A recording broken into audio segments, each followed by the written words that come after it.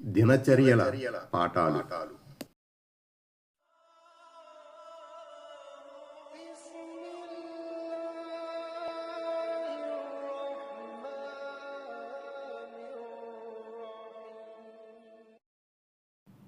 యాభై అసత్య ప్రమాణం చేయుట కఠినంగా నివారించబడింది. అబ్దుల్లా బిన్ మస్ఊద్ రజియల్లాహు అన్హు ఉల్లేఖనం ప్రకారం ప్రవక్త సల్లల్లాహు అలైహి వసల్లం ఇలా సెలవిచ్చారు: ఎవరైతే ఒక ముస్లిం వ్యక్తి సొమ్ముపై అన్యాయంగా ప్రమాణం చేస్తాడో అతడు అల్లాహను కలుసుకున్నప్పుడు అల్లాహ్ అతని పట్ల కోపంగా ఉంటాడు. మళ్ళీ ప్రవక్త సల్లల్లాహు అలైహి వసల్లం దీనికి ఆధారంగా ఈ ఖురాన్ ఆయత్ పఠించారు: ఇక ఎవరు అల్లాహకు చేసిన వాగ్దానాన్ని తమ ప్రమాణాలను స్వల్పమైన వెలకు విక్రయిస్తారో వారికి పరలోకంలో ఏ భాగమూ లేదు.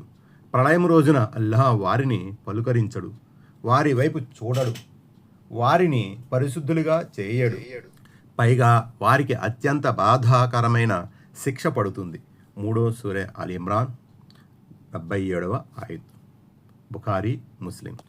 ప్రవక్త సల్లల్లాహు అలైహి వసల్లం ఇలా సెలవిచ్చారని అబూ ఉమామా రజియల్లాహు అన్హు ఉల్లేఖించారు: ఎవరైతే ఒక ముస్లిం వ్యక్తి హక్కును తన అసత్య ప్రమాణంతో అపహరించుకుంటాడో అతనిపై నరకం విధి చేసి స్వర్గాన్ని అల్లాహ్ నిషేధించాడు. ఒక వ్యక్తి లేచి, ఒకవేళ అది చిన్న వస్తువు అయి ఉంటే అని అడిగాడు.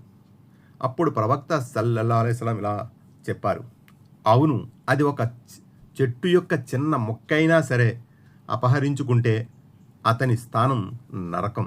ముస్లిం. ప్రవక్త సల్లల్లాహు అలైహి వసల్లం ఇలా ఉపదేశించారని అబ్దుల్లా బిన్ అమ్ర్ ఉల్లేఖించారు: అల్లాహ్తో సాటి కల్పించుట, తల్లిదండ్రుల పట్ల అవిధేయత, హత్య చేయుట మరియు యమీనే గమూస్ ఘోరమైన పాపాలలో లెక్కించబడతాయి. బుఖారీ. మరొక ఉల్లేఖనంలో ఇలా ఉంది: ఒక గ్రామీణుడు ప్రవక్త సల్లల్లాహు అలైహి వసల్లం వద్దకు వచ్చి ఘోరమైన పాపాలు ఏమిటి అని అడిగాడు. దానికి ప్రవక్త సల్లల్లాహు అలైహి వసల్లం అల్లాహ్తో ఇతరుల్ని సాటి కల్పించుట అని బదులిచ్చారు. అతను ఇంకా ఏవి అని అడిగారు. యమీనే గమూస్ అని ప్రవక్త సల్లల్లాహు అలైహి వసల్లం చెప్పారు. యమీనే గమూస్ అంటే ఏమిటి అని అడగ్గా, అన్యాయంగా ఒక ముస్లిం వ్యక్తి సొమ్మును అపహరించుకొనుట, అసత్య ప్రమాణం చేయుట అని సముదాయించారు ప్రవక్త సల్లల్లాహు అలైహి వసల్లం. విశేషాలు: 1.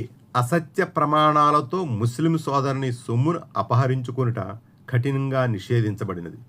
2. అలా చేయువానికి కఠిన శిక్ష ఉంది.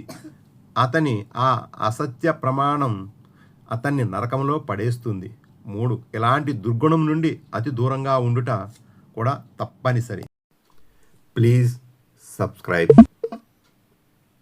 touch bell, all, like this video, subscribe, get notified.